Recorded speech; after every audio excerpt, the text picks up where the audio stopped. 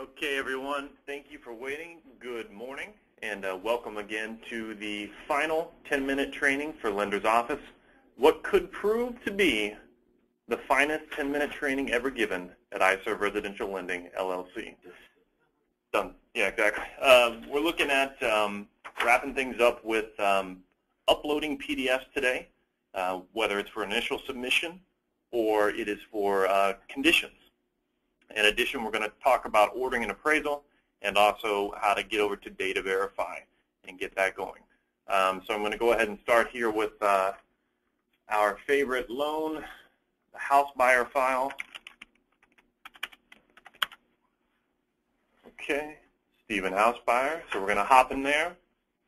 I guess we should probably start with submitting. Now, down here on the left-hand side, once you've done all your data entry, if you remember the old school way, where we would upload the PDF files into Loan Score, this has a similar function, a lot better, holds onto the files for a long time, and keeps everything together. There is no point Loan Score division. The eDocs folder down here towards the bottom is where you're going to want to go. And to view documents that you've already uploaded, obviously you would click on Documents, but when we're starting fresh, we're going to go to Upload, get our PDF files over to Stephanie in the submission desk so she can get those moved on to the underwriting team. So you click on Upload Documents. We're going to go up here. They actually give you 3 options at the moment. Eventually, we'll have a much more robust system, but right now we've got Conditions, Appraisal, and Loan File. So when you're doing your new submission, you would choose Loan File or Appraisal, depending on which one it is. You're going to browse. Hopefully you remember where you stored everything. I'm just going to choose a random PDF here. It attaches. You can write a description. This PDF is the best, something similar. And then you can hit Upload at that point. If you'd like, you can also attach more files here. So when you're all finished, I'm only going to do one. We'll pretend that I just have everything in one big PDF. I'm going to hit Upload.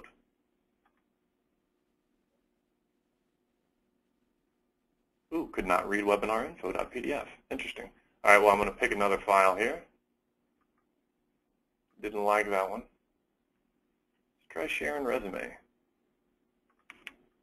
Okay, try it again, and upload.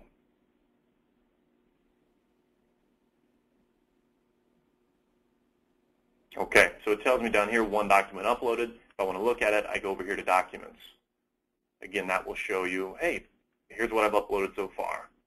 Docs, loan file, description, how many pages, and everything should be stored here for your use as well as the underwriting team. Okay, so that takes us to the next step, which is conditions, which also need to be uploaded in a similar manner. How do we look at those conditions? Well, let's get back to the pipeline. I'm going to look at an approved loan. I believe Vineyard is approved. Of course, I didn't spell it properly. Year to date. Wow, I'm doing swell this morning. Best all-time 10-minute training. Yeah. Let's just do one of these guys. Oh, here we go. That's right at the top. So I'm going to go in here as a loan officer or processor. I believe you're going to click on View. For whatever reason, as an admin, I have to click on Edit. And once I'm into my loan here, I'm going to go to Underwriting. That's probably where the approval and conditions and all that would be. It makes sense. So I go down here to Conditions. Click on that. Now the underwriter has been kind enough to enter in all these conditions. You can see them here. You can scroll down. They tell you if it's PTD, PTF, when it was created over here on the right-hand side. And now Sharon has already gone through and signed all these off. That will allow you to see where do I stand. If it's blank, that means it's not been signed off. If there's a name there and a date, that means the underwriter has cleared it. And you can go through and see what it is that's still outstanding. Once you figure out what you need to do, you go back down here to your eDocs folder where we uploaded the initial submission, click on Upload Documents, and go through the same process again, but this time you're going to select conditions as opposed to loan file or appraisal. Hopefully that makes sense. The final thing we're going to do is take a look at ordering an appraisal. Now, to do that, you're going to, again, return to your left side menu here, and there's a folder called Request Forms. Conveniently located in that folder, Request for Appraisal. This may look similar to you, or similar to the point input. You're going to want to leave appraiser blank. Obviously, we choose that from our panel. A lot of people like to put that in there. That's actually not necessary because Stephanie, who's handling it right now, will actually put her information there because it does come back to her. Make sure that all this information looks correct.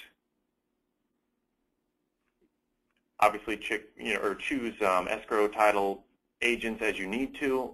Should be able to choose from contact list, which will have all kinds of good stuff in here. This one looks nice. Select. Pick from contacts. I like Fidelity. See if anybody's in the listing agents. All kinds of people. Diane, she does a great job. And Windermere. Okay, great. You can put the due date, contact for entry. This all pretty much follows along with how you would do it in Point. And then once you get everything in here that you need to, go up here to print. Do I want to save changes? Sure. Even though I don't really. Let's see. So I like to go to preview. That will open it up as a PDF. I can either print that PDF, save it, email it to Stephanie, or the appraisals desk actually, and she's the one that handles most of that. This will be blank. She'll go in here and complete these things, obviously, because she'll choose the appraiser, just like you do it in Point. Okay, final thing is Dataverify. Now, if memory serves, Point has an interface with Dataverify. Lender's Office does not have that yet. It's just a tiny bit harder. They're building something for us, but in the meantime, we need to do it this way. We need to get the 3.2 file out of Lender's Office into Dataverify. You're going to want to come over here to the left-hand side again in your loan, go to the Export menu here, and click on To Fannie Mae, which is going to allow us to save a 3.2 file or Fannie Mae file to our computer. So I clicked on To Fannie Mae, go down here to Next,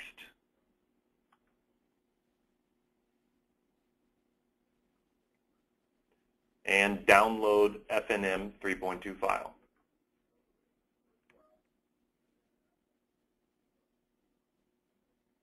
I'm going to want to save it someplace that I remember. Save it here in my documents. It's already named by the borrower. Save. Okay. Now it's saved.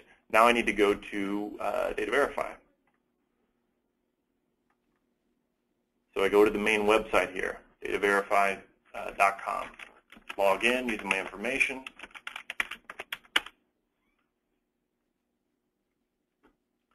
Once you're on this main screen here, to upload the loan, you're going to want to go to the Loans tab and move down to the Batch/LOS upload. Click on that. This will give you an opportunity to upload multiple files, actually. Typically, you're probably only going to want to do one unless you're working on more than one. In fact, I haven't tried that yet. I've only done one at a time. But click on the first Browse key, and then go to the folder where you know you stored. We'll just go ahead. We use Stephen Housebuyer because I already had that in there as well. It's the first one that came up. So I click on the FNM file that I want to use, hit Open, and Upload. And that should transfer all the data over that you would have got if you had used the interface for Point. Okay, that's it. I'd like to open it up for questions. If anybody has any, feel free to type them into the questions box. I am staring at it right now with my giant eyeball, and I will hopefully be able to answer them for you.